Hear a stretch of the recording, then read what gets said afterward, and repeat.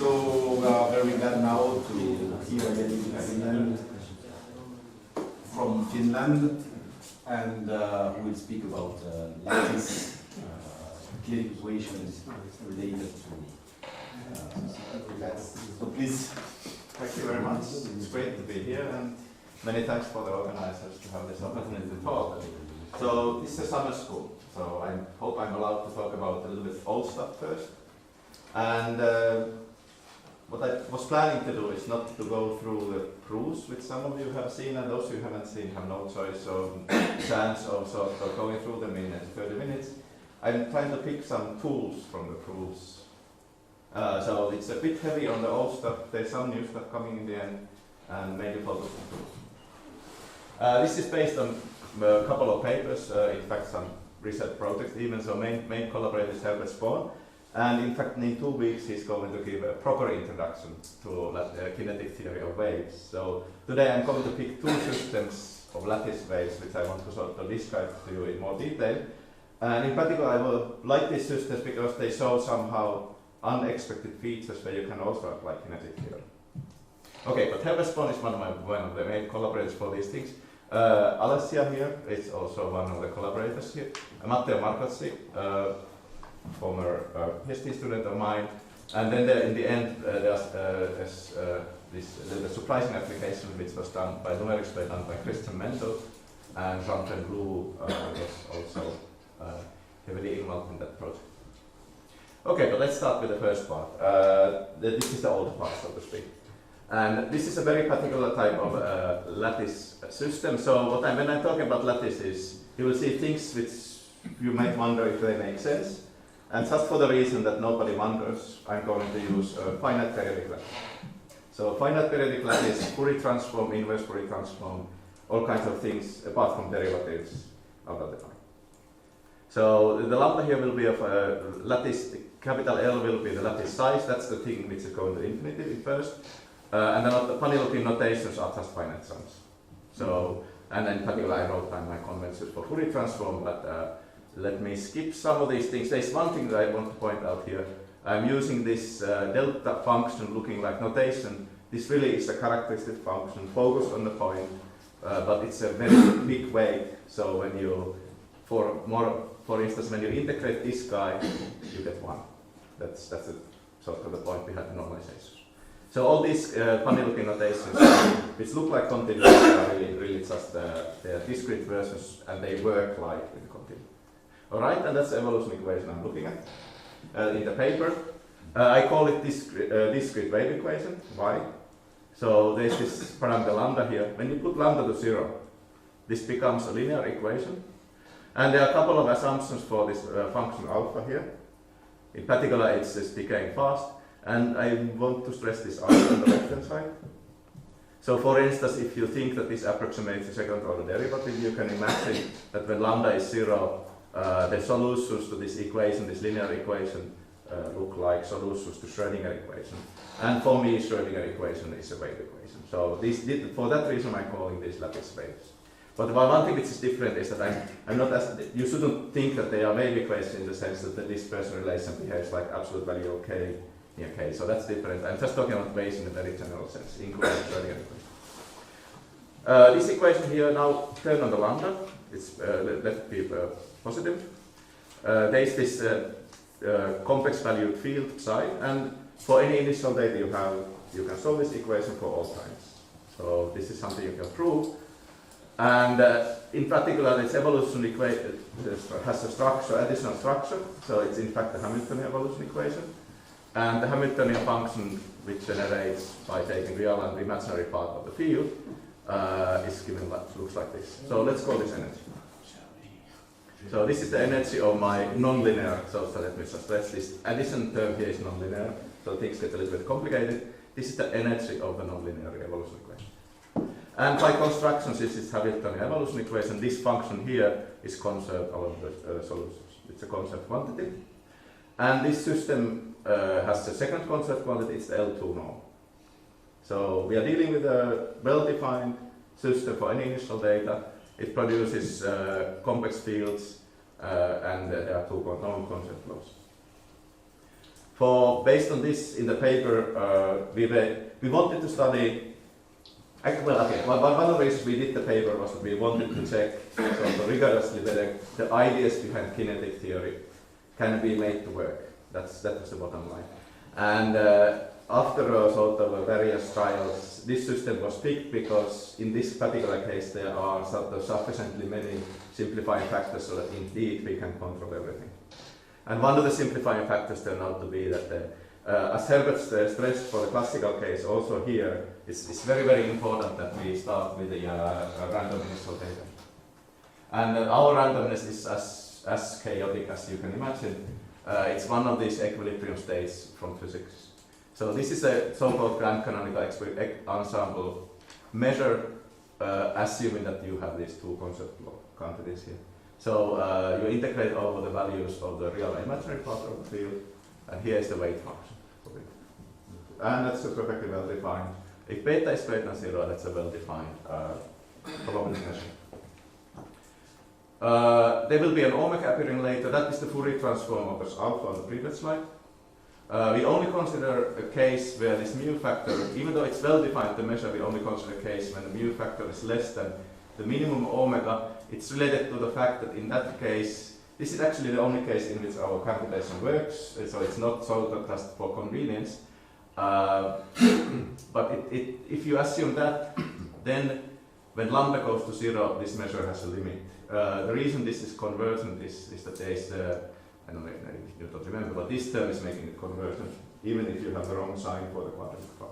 But if lambda goes to 0 and this goes away, you need to have some conditions so that it's still convergent. And this E, which I'm going to use later, denotes expectation over this measure, and this is the measure for the initial condition. So we pick the NLS, discrete NLS, solve it by taking samples from here. Okay, and this gives you psi tx, which is now a random field. The randomness comes from the initial data, and the distribution in fact is stationary. That's one of the reasons why this works. So if you just look at the evolution of the distribution, this is a bit boring, nothing happens. It's constructed in such a way that you are guaranteed that it won't change the time amounts. It has some other additional symmetries which are useful, so it's translation invariant. This makes Fourier transforms extremely useful. Translations commute to the time evolution, and there is a cage invariant when you shift the phase of this complex field. The measure remains invariant. And the main point of this is that before doing such complicated things like we are doing here, it's good to have some idea of some quantities which you surely can ignore, and here I listed a couple of them. So based on case invariance, for instance, these two expectations are not to be 0. And here one uses both translation invariance and invariance of the measure. So there are simplifications in this set. Now the main theorem of the paper which I wrote there talks about certain second order correlation functions.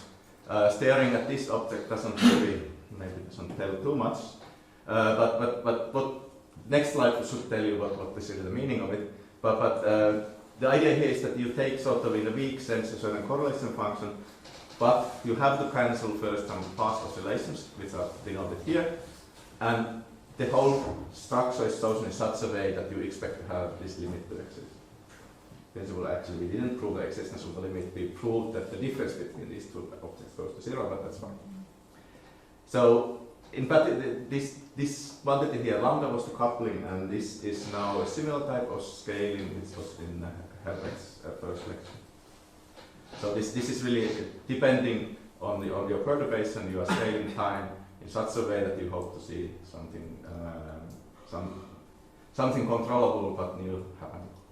Okay, so this result as proven in the paper, but let's summarize it in a little bit loose way. So in weak sense, this approximation holds. So this is time correlation. So this is the initial field, and you try to check how it correlates with the time evolved random field. If the lambda is 0, these terms are not there, and this is invariant. But now the point of the paper is that you add both this oscillatory factor which depends on lambda in the sort of little bit, not on there's an additional term which might which is related to something appearing later, but the most important factor is this one. There's an exponential decay for fixed k for these correlations coming from the result. So there's a part in the result where this gamma 1 is positive, so you will have decay of these correlations in time.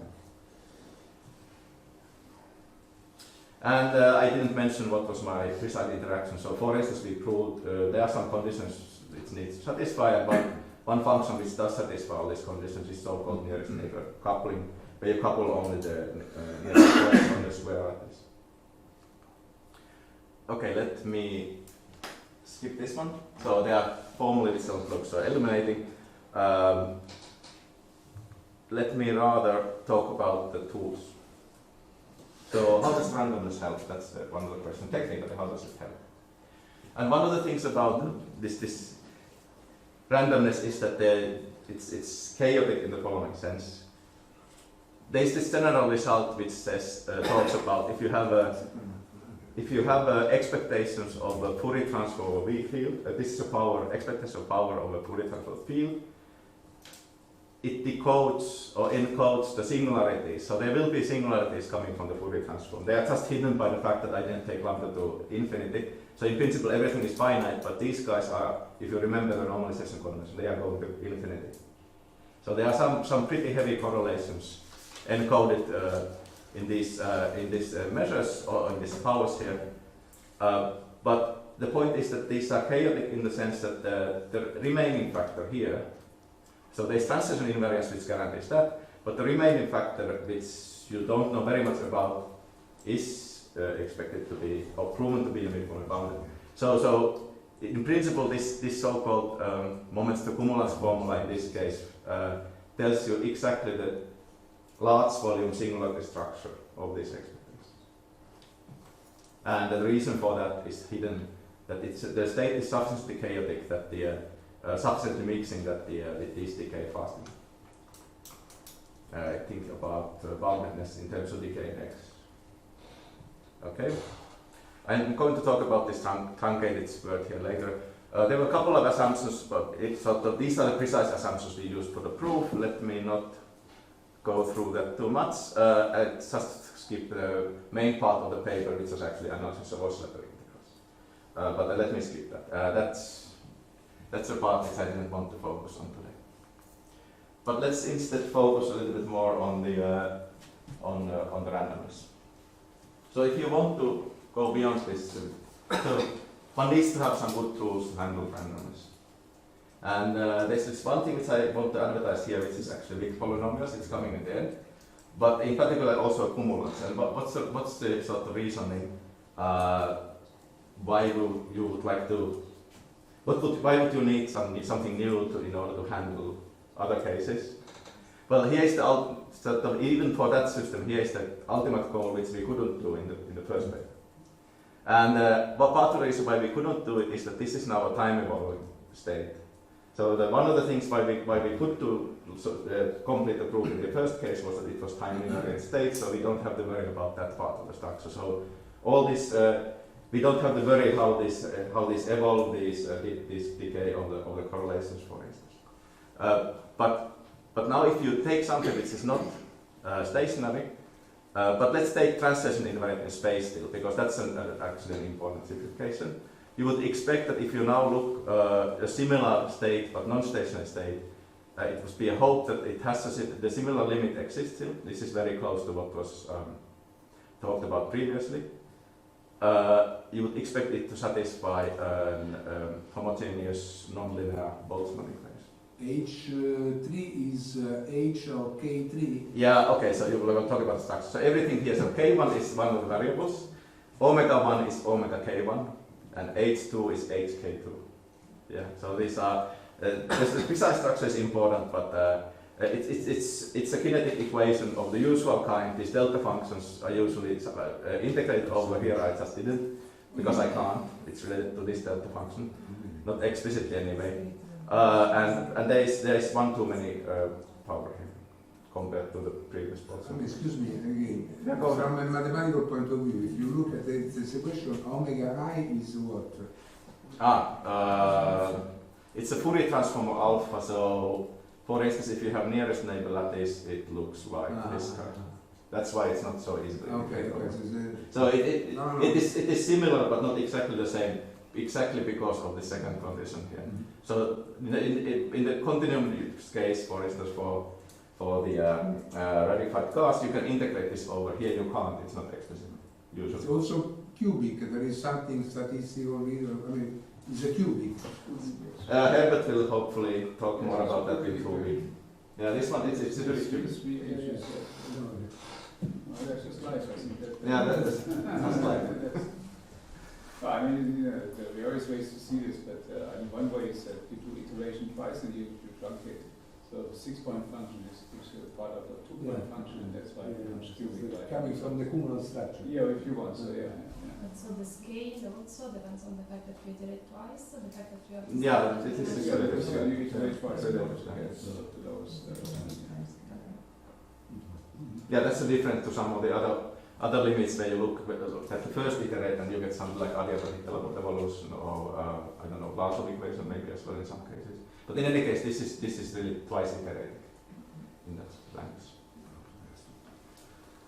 Okay, why cumulants? Why did I want to advertise cumulants? Well, one of the basic ideas about the randomness, why it should help a lot and why these limits should become controllable eventually, is that one of the assumptions is that you really want to take randomness which is very chaotic or very mixing in the sense that if you look at two far apart regions, these random fields should be essentially independent. And essentially means that if you they should decay in a separation. So the farther away you look, the smaller the correlation should be. And now the cumulant is one of the nice ways of measuring independence. So these powers are not so great. So think about just analytically now. So if I control powers, it doesn't help me too much even if they are independent, because unless these guys are zero, there's no reason why, even for independent cases, it should be zero. Whereas for the cumulant, this will be zero. And therefore, to measure independence, the cumulant is not a change. And one of the sort of ways of quantifying this assumption is to look at the decay of cumulants. The question is, of course, how fast, and that's a difficult question. And in particular, if you start it somehow, how will it evolve? How will the correlations build up or start decay? This is a very particular way of measuring the decay.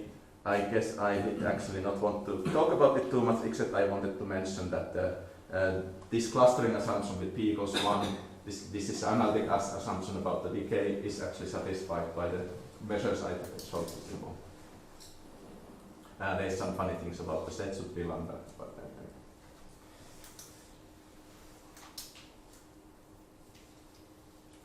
okay, so how it sounds like you would like to control the cumulants, because if they have these nice properties, and actually if you can show that these decay properties are propagated, or you can control the propagation of these decay properties, I think you would be pretty close to solving the first goal. They do satisfy an evolution equation, or higher similar to the moments, but it's not so easy to write down. It has less terms. In that sense, it's better. So it's missing some of the terms which are present in the moment hierarchy, but it's not so easy to write down. And sort of what you have to do, it's easy to write down the first few orders, and that might be helpful.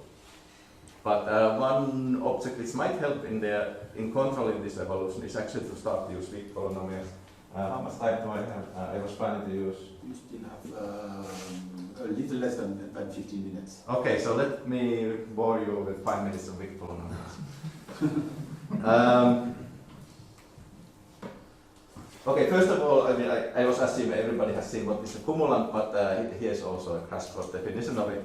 So I'm writing this in this sort of physicist way, which assumes that you can do everything by generating functions. One of the reasons is that it's easier to sort of do computations in your head. So the moment generating function, you just think that expectation of, and now my random field is y for the reasons which because this is written for the real case and I have the complex field, so my y is now the real imaginary part of the previous case. The momentary function expectation of that, and it depends on lambda. And when you differentiate with this with lambda, you generate moments. The cumulants are generated by the logarithm of it. Think of it as a definition. And if you differentiate the logarithm of that, you generate the cumulants as defined in the usual case. There are other ways of defining, but this is sort of a one slide version of the definition in the case when you have exponential moments. Now we come to Wick polynomials. They are very closely related to these guys. What you do is actually, so both of these, so Wick polynomials written here is usually thought of as random variable. It is really not that. It's more like one of these objects here, because it's really, its main property is that it's a polynomial. So once you are given this probability measure, like here, then you look at the generating function of the polynomials, which depends on an arbitrary new field. So for this definition, this is not random. It's just something for which you want to have polynomials. And the rules are otherwise totally analogous. You can even write this as e to the lambda dot psi minus this guy, right?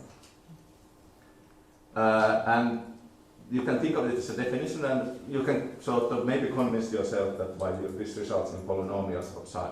So the left-hand side is really a polynomial of the components of psi. I have a very condensed notation here, which is convenient when you do these computations. I hope you can follow up.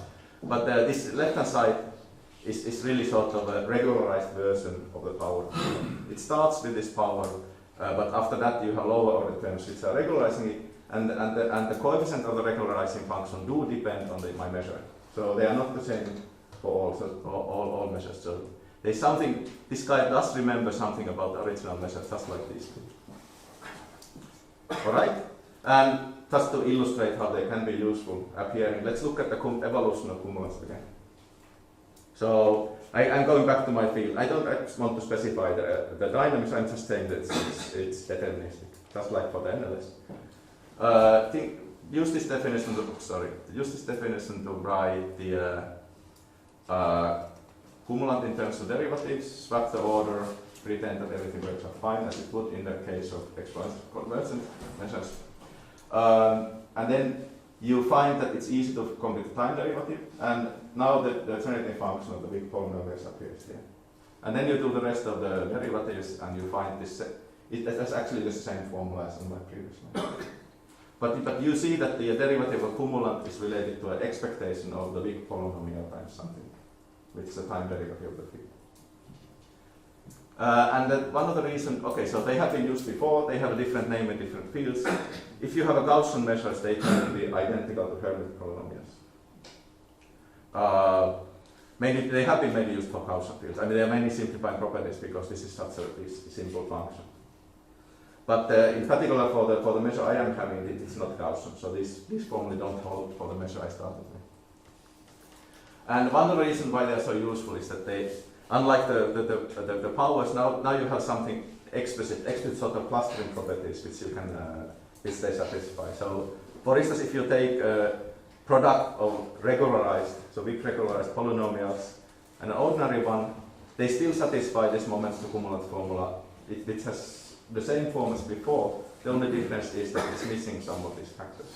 So, if you change your powers to Wick powers and you use then the moments to cumulants formula, you cannot make things work. You can only make them better because you are cancelling some of the factors from the right hand side. And that's the main reason why they can be really useful in doing combinatorics. You should think of this as a combinatorial tool, really. I mean, that's the way at least I'm thinking of. I wanted to show you quickly how they work in practice. So, what you can do, for instance, for the NLS is that you can rewrite your evolution equation derivatives in terms of the polynomials, and then it's slightly easier to compute this moment hierarchy, the cumulant hierarchy. Let's do it in practice, what it means. So for instance, although we didn't know it at the time, we did something like a big polynomial regularization, even in our paper. We had a different name for that. We called it pair truncation. It was important to cancel first order effects. But you can now understand that part of the paper as a big polynomial regularization. And the end result, let me give you a sort of a, this is not full result because you will see, well, it's a property which looks sort of intriguing, and it would be really great if somebody could prove it. So let's call it conjecture. So let's start the same system as before, but now with initial data which is not stationary. But still assume the same thing. So it's L1 clustering, gauge invariant, and slowly varying in space. Now I have something like which was very similar to the WK appearing in the first slide. Here's the definition. Don't worry about that too much. It's a convenient choice for this case.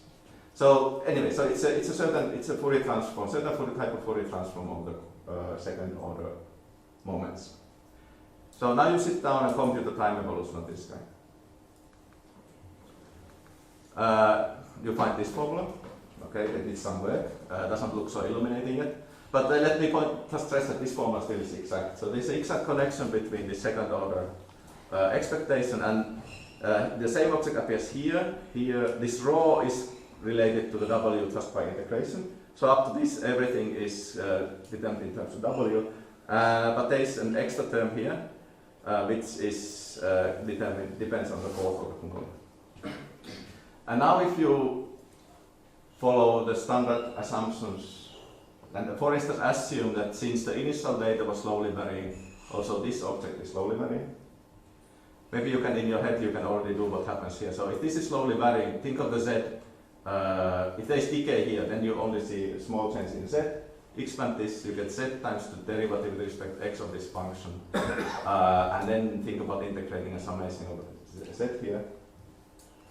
This term you can't do in your head, nobody can, because I didn't tell you how it evolves. But if you do similar steps for the fourth order cumulant, you will end up with this type of approximation.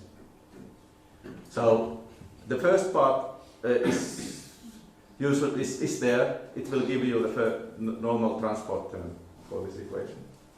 So this is true even when lambda is 0. So even when lambda is 0, these terms are not there. The first term is. You will find out that the W satisfies such a, in approximation satisfies such a transport equation. So this is now replacing, this is omega is the cosine function which was on the previous slides. That's the derivative of it. So this is like the velocity of the waves. It's closely connected to the velocity of the waves. So this is like the normal transport part. Here's the part which I wrote before. So this is exactly the same collision operator which was on the first slide. There's lambda squared in front of it.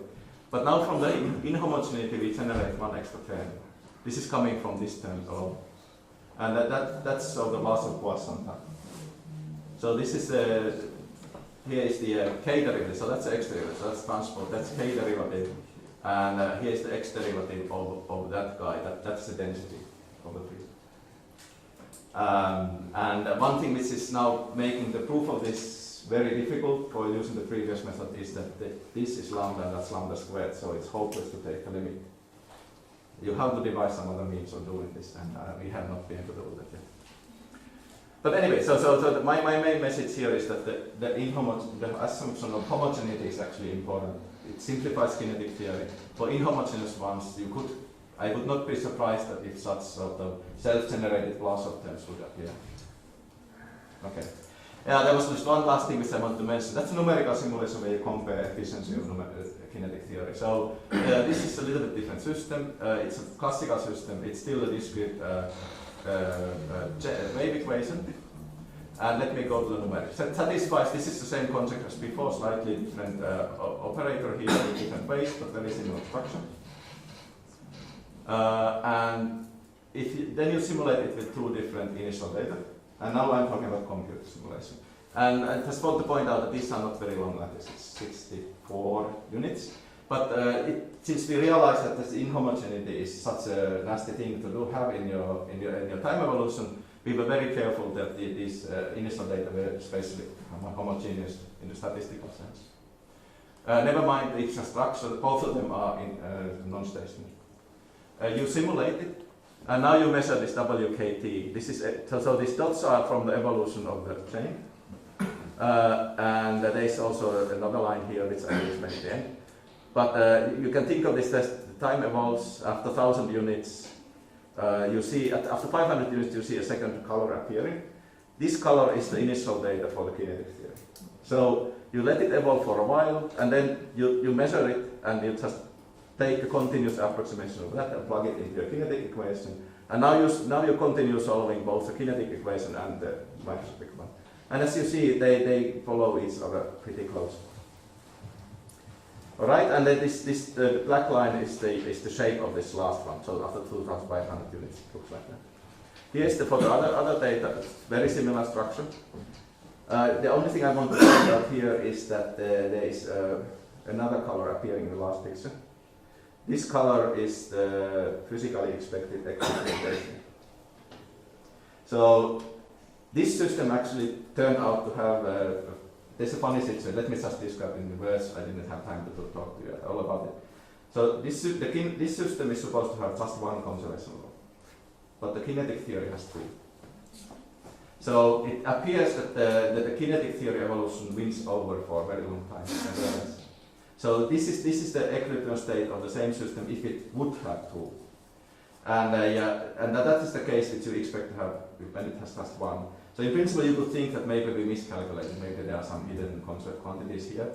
But if you wait long enough, eventually the second quantity will look like it will equilibrate to the correct one. So you can think of this as there is this distribution which stabilizes, it's there for 10 to the 12 units, time units. After that it starts to very slowly increase towards that. Another question was that what on earth is causing this. What is most surprising is the long time scale. I have here 10 to the 6 because I speeded up everything by something like order of 100 or 1,000 or something similar. So there seems to be a super strong long time scale, which is the equilibrium time scale before the second concept quantity is vanishing. And we are working with François Hufener for a while now to understand this, and it seems that it's really related to the story of quasi-constant observables and canonical transformations. I don't have time to tell you this, and we haven't checked it, so maybe I shouldn't even. But let me just point out that there seems to be a rather surprising heavy dependence of the equilibration power to the harmonic strength of the harmonic coupling. So if harmonic coupling, okay, let me show you what I mean by that. So it's the parameter here in the original. This parameter here. So lambda was the parameter in front of non-linear, and delta is the parameter which couples is the harmonic coupling. So these are not coupling anything. But if this goes to zero, this starts from, by definition, this starts from 1/2. When it starts to decrease around 0.3, the equilibration time seems to increase by order of 2. It increases again by order of 2 at 0.2, and then it continues so that at 0.01, I think it's already ordered 100. So there's a very rapid step like decreasing of the increase of the equilibration power, and that's the part which we are aiming to explain. Sort of, I don't know what to call it. It's a combination of this kinetic theory, perturbation theory calculations with the mechanism used by François and Wojtek de Rook in a certain quantum mechanical case. I think I should skip the rest because I guess I'm pretty much over time. But thank you for your attention.